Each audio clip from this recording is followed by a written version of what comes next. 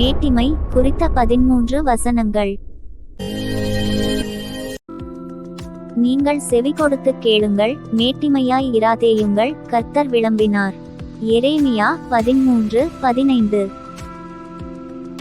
மனமேட்டிமையுள்ளவன் எவனும் கர்த்தருக்கு அருவருப்பானவன்.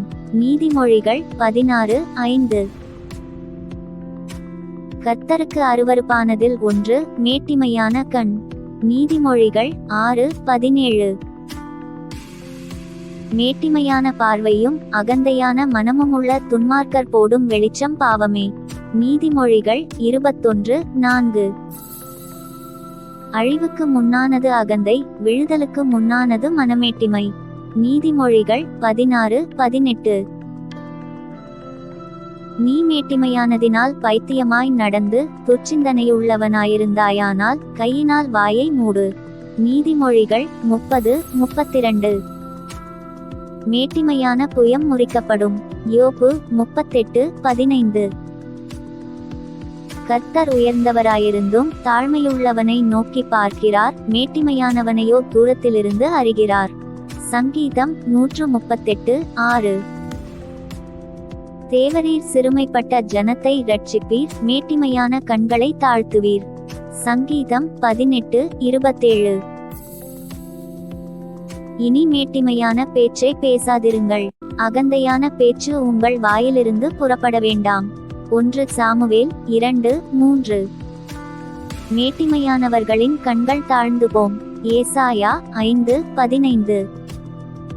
மேட்டிமையானவைகளை சிந்தியாமல் தாழ்மையானவர்களுக்கு இணங்குங்கள்.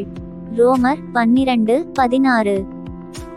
உன் இருதயம் மேட்டிமையடையாமலும் என் சாமர்த்தியமும் என் கைப்பெலனும் இந்த ஐசுவரியத்தை சம்பாதித்தது என்று நீ உன் இருதயத்தில் சொல்லிக்கொள்ளாமலும் இருக்க எச்சரிக்கையாயிருந்து உன் தேவனாகிய கர்த்தரை நினைப்பாயாக. உபாகமம் 8:14-17-18. உசியா என்னும் ராஜா இருந்தான். அவன் கர்த்தரின் பார்வைக்கு செம்மையானதை செய்தவன். ஆனாலும் அவன் பலப்பட்டபோது அவனுடைய மனம் மேட்டிமையாகி தூபபீடத்தின் மேல் தூபங்காட்ட கர்த்தருடைய ஆலயத்திற்குள் பிரவேசித்தான்.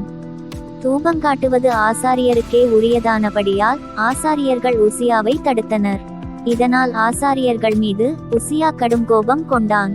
அப்பொழுது அவன் நெற்றியிலே குஷ்டரோகம் தோன்றிற்று. மரண நாள் மட்டும் குஷ்டரோகியாய் இருந்தான்.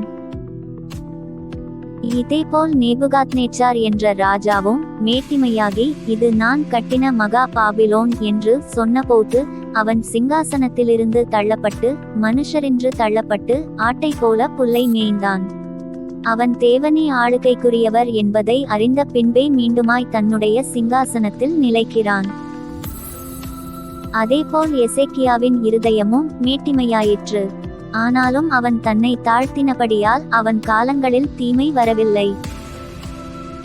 ஆம், மேட்டிமை தேவனுக்கு விரோதமானது, தாழ்மை தேவன் விரும்புவது.